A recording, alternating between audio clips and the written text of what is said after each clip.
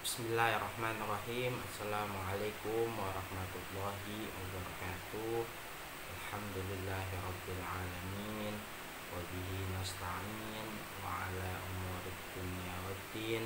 Wassalatu wassalam ala sayyidina Muhammadin wa ala alihi wa sahbihi ajma'in. Amma ba'd. Adik-adik sekalian, insyaallah sekarang kita akan melanjutkan pelajaran fiqh Syafi'i lil mubtadi'in. Sekarang kita meneruskan pelajaran kemarin tentang sholat jamaah. Ini adalah sambungan dari pelajaran yang kemarin. Langsung saja kita mulai. Yang akan kita bahas di sini adalah syarat-syarat imam yang boleh diikuti. Jadi imam itu mempunyai syarat. Apabila syaratnya itu tidak dipenuhi, maka sholat jamaahnya itu tidak sah. Imam yang boleh diikuti harus memenuhi syarat-syarat. Yang pertama, orang yang bermakmum tidak mengetahui batalnya imam atau meyakini batalnya imam. Misalkan ada sekelompok jamaah. Nah, kemudian imam ini kentut misalkan.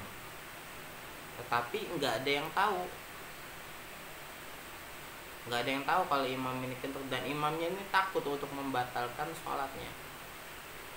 Maka sholatnya makmum ini tetap sah. Karena apa? Karena makmum ini tidak mengetahui kalau imamnya itu batal. Karena masih berkeyakinan kalau imamnya itu tidak batal. Berbeda kalau misalkan imamnya kentut itu, kemudian si makmum ini tahu kalau imamnya kentut, maka sholatnya batal, sholat jamaahnya batal, dan sholatnya juga batal. Karena apa? Karena makmum sudah tahu kalau misalkan imam ini batal. Tapi tentu saja imamnya sudah pasti batal karena imamnya yang melakukan kentut tersebut. Tetapi makmumnya ini ada pencabangan hukum. Kalau misalkan dia tidak meyakini imamnya batal, maka sholat jamaahnya sah. Tapi apabila kalau makmum ini meyakini kalau imamnya batal, maka sholat jamaahnya tidak sah dan batal sholatnya. Dicontohkan kalau dalam kitab ini adalah apabila ada dua orang berijtihad tentang arah kiblat. Jadi misalkan ada orang pergi ke gunung, dua orang kan nggak tahu kiblatnya itu di mana. Satu bilang ke kanan, satunya bilang ke kiri. Berbeda pendapat tentang arah kiblat. Kemudian masing-masing berbeda dalam menentukan arah kiblatnya, maka masing-masing dari mereka tidak boleh bermakmum kepada yang lainnya. Yang satu tidak boleh menjadi makmum yang satunya lagi, begitu juga sebaliknya. Karena masing-masing meyakini kesalahan ijtihad yang lain dan menurutnya sholatnya menghadap arah yang salah. Yang satu bilang yang kanan, yang satu bilang yang kiri, maka yang bilang yang kanan ini tidak boleh menjadi makmum dari yang bilang yang kiri, begitu juga sebaliknya. Namun jika salah satunya menyangka dan membenarkan ijtihad yang lainnya, maka boleh bermakmum dengannya. Pertama, menentukan arah kiblatnya itu berbeda, yang satu yang kanan, yang satu yang kiri. Kemudian yang satu lagi menjelaskan kalau kiblatnya itu ada yang kanan. Yang satu lagi percaya dengan penjelasan tersebut dan meyakini, maka boleh berjamaah. Karena apa? Karena makmum ini tidak meyakini batalnya sholat imam. Karena kalau misalkan ada orang sholat menghadap kiblat yang salah, maka sholatnya nggak sah, batal. Paham ya? Yang kedua, orang yang menjadi imam hendaknya bukan buta huruf, sedangkan makmum mampu membaca. Maksud buta huruf adalah tidak mampu membaca Al-Fatihah dengan benar, maka orang yang tidak mampu membaca Al-Fatihah tidak sah menjadi imam. Ada di suatu desa misalkan, Yang menjadi imam ini orang tua. Orang tua yang bacaannya sudah salah semua. Makhraj huruf Al-Fatihahnya sudah tidak benar, panjang pendeknya tidak benar. Di belakangnya ada anak muda yang bacaan Al-Fatihahnya bagus, maka nggak boleh orang tua tersebut menjadi imam, sholatnya batal. Karena apa? Karena Al-Fatihahnya salah. Andaikan orang tua tersebut sholat sendiri sah karena uzur, karena kemampuannya sudah menurun. Tetapi kalau menjadi imam tidak boleh. Yang menjadi imam harus yang bacaan Al-Fatihahnya bagus. Makanya adik-adik harus bisa membaca Al-Fatihah dengan benar dan jelas, karena ini sangat penting sekali. Paham ya? Yang ketiga, orang yang menjadi imam hendaknya bukan wanita, sedangkan makmumnya laki-laki. Jadi tidak sah wanita menjadi imam bagi laki-laki. Begitu juga wanita tidak sah menjadi imam bagi anak kecil, berdasarkan sabda Rasulullah Shallallahu Alaihi Wasallam, ala la tu'ammana imra'atun rajulan wala yu'amma a'rabiyyun muhajiran wala yu'amma fajirun mu'minan illa ayyaqharahu sultanun yakhafu sayfahu wa sultahu.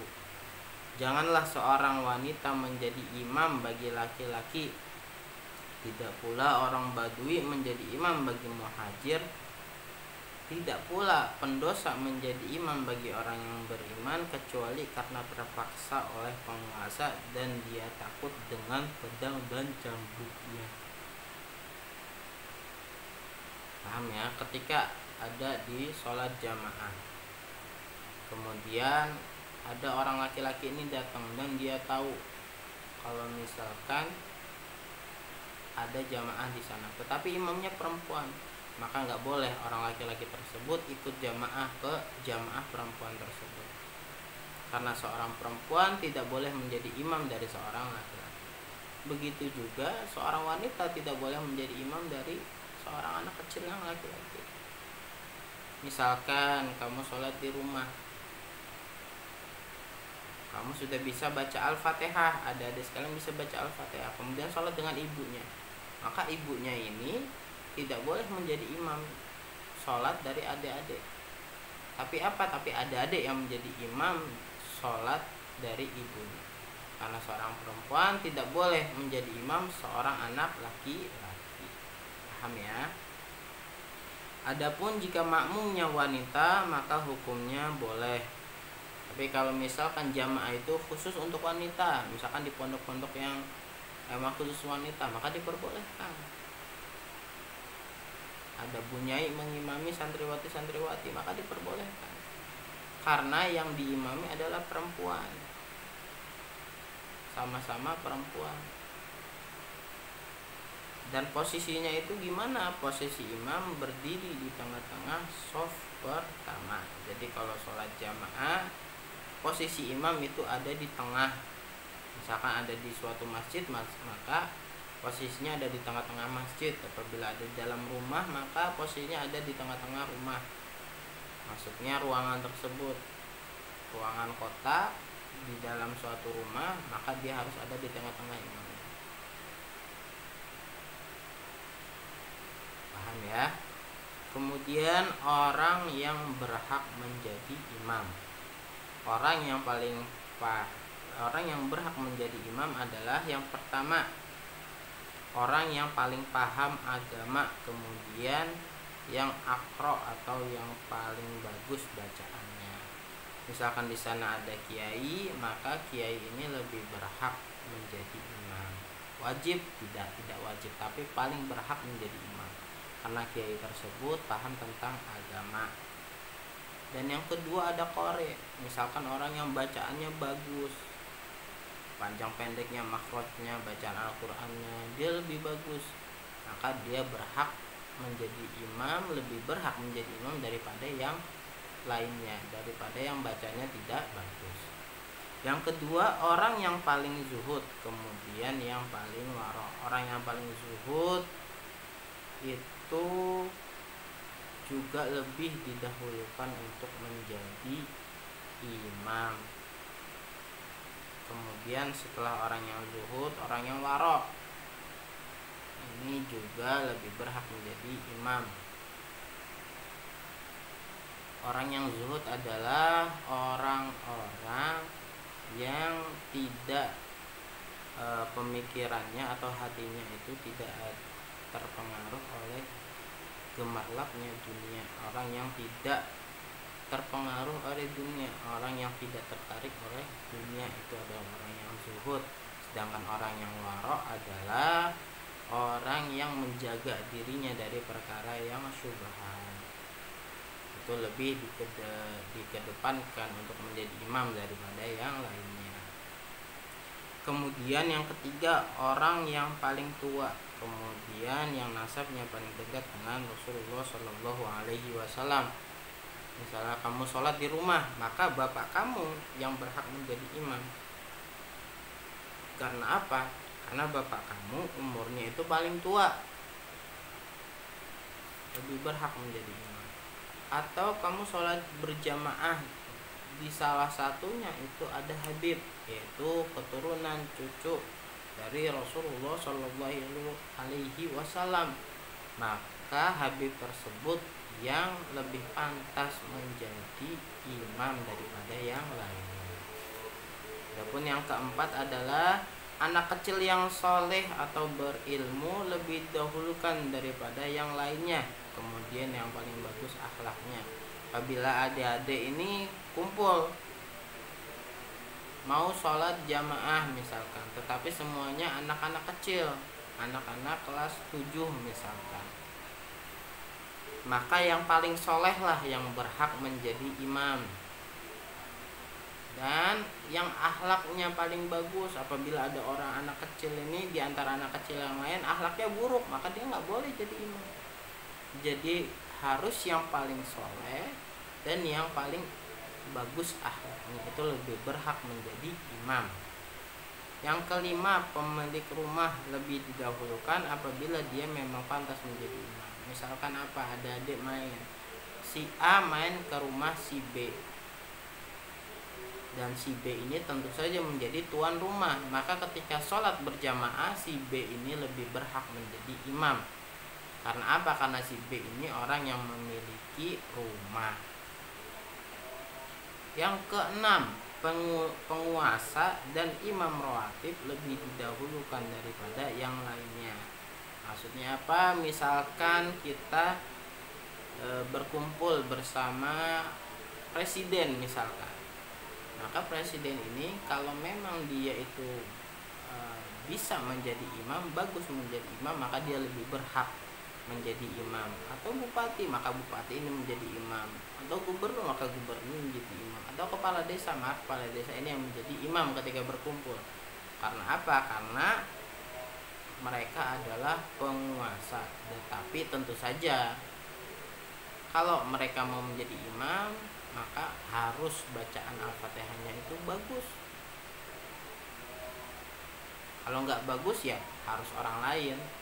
Tetapi kalau misalkan dia sudah bagus, maka penguasa tersebut yang harus menjadi imam. Jadi juga imam rawatib atau imam yang biasanya itu dia menjadi imam di masjid tersebut. Misalkan di masjid An-Nur, misalkan di masjid An-Nur ini ada satu imam yang rawatib, setiap hari dia menjadi imam, maka dia yang berhak menjadi imam di setiap sholat tersebut. Yang terakhir, yang ketujuh, orang yang suaranya paling bagus lebih diutamakan. Kemudian yang paling bagus penampilannya. Kemudian orang yang sudah menikah. Adik-adik sholat dengan teman-temannya, maka orang yang suaranya juga paling bagus, dia yang lebih didahulukan untuk menjadi imam. Kemudian kalau nggak ada, suaranya sama semua, maka yang penampilannya paling bagus dia menjadi imam. Paling rapi bajunya, dia yang menjadi imam. Atau berkumpul besok-besok ketika alumni ada satu yang sudah menikah, maka orang yang sudah menikah ini lebih berhak untuk menjadi imam. paham ya, ini adalah sholat berjamaah yang part 2. Insya Allah kita akan melanjutkan part yang ketiga.